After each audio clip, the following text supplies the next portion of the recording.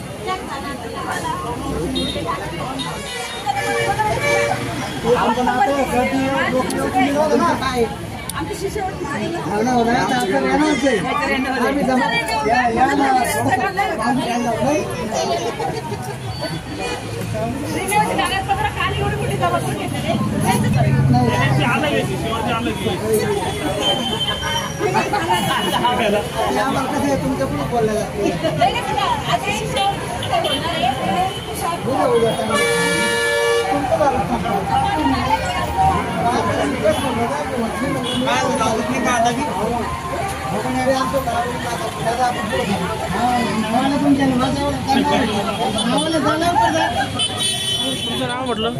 तुमचं नाव? कामगार ऑफिस मध्ये आपण आता काय कोणत्या कामासाठी आलेले इथं? शिष्यवृत्तीच्या मुलांच्या. बरं, आज केव्हापासून आलेले तुम्ही? आज आता 10 वाजता. 10 वाजेपासून. काल पण आले होते का? काल पण आलं होतं. काल बी आलं. मग काय झालं काल? काल नंबर आला आणि बंद केली. काल नंबर नाही लागला, परत आज यावं लागलं. कोणतं गाव म्हटलं तुमचं? राजूर गणपती. खूप दूरून आलेले आहेत तुम्ही. तुम्ही कुठून आला?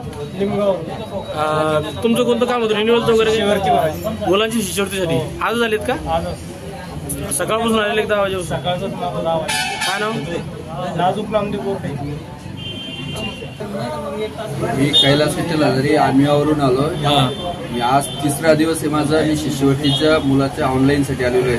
असं आज पण सकाळपासून आलेलो आहे, तरी नंबर नाही. काल मला आज 2 वाजेचा टाइम दिला होता. आज इथं गर्दी आहे आणि आज पण नंबर लागला. गर्दीमुळे नंबर नाही लागला. 3 दिवसांपासून चक्र सुरू तुमच्या. हो, आणि विशेष म्हणजे या ऑफिसला इथं तुटपुंजी जागा असल्यामुळे इथं लोकांना बसण्यासाठी जागा नाही, महिलांना उभं राहण्यासाठी जागा नाही. या ऑफिस स्थलांतरित करून साठी एखाद्या मोकळ्या ठिकाणी घेण्यात यावं अशी माझी प्रशासनास विनंती आहे.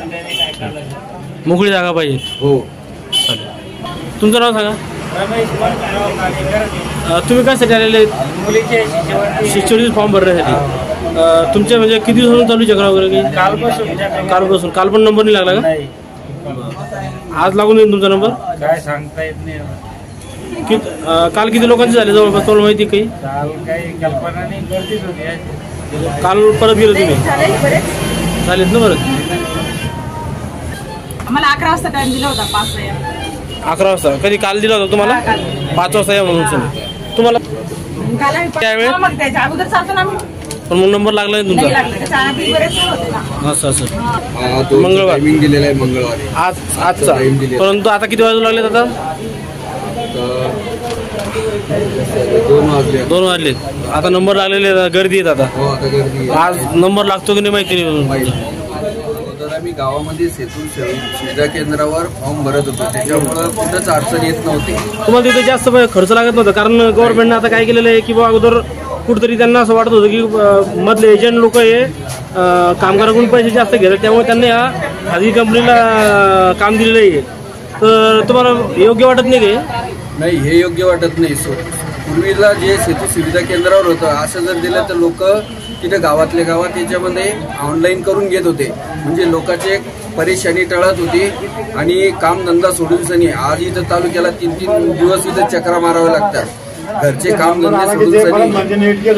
आणि इथं आल्याच्या नंतर परत नंबर लागत नाही, परत वापस जावं लागतं.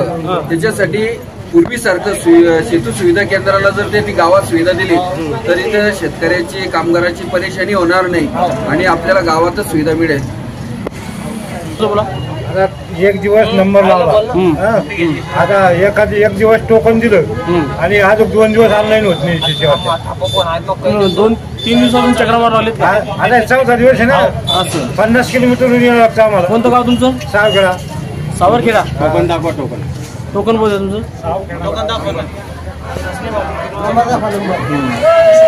अजून नंबर आलेला नाही तुमचा? नाही, 4 दिवस झाले.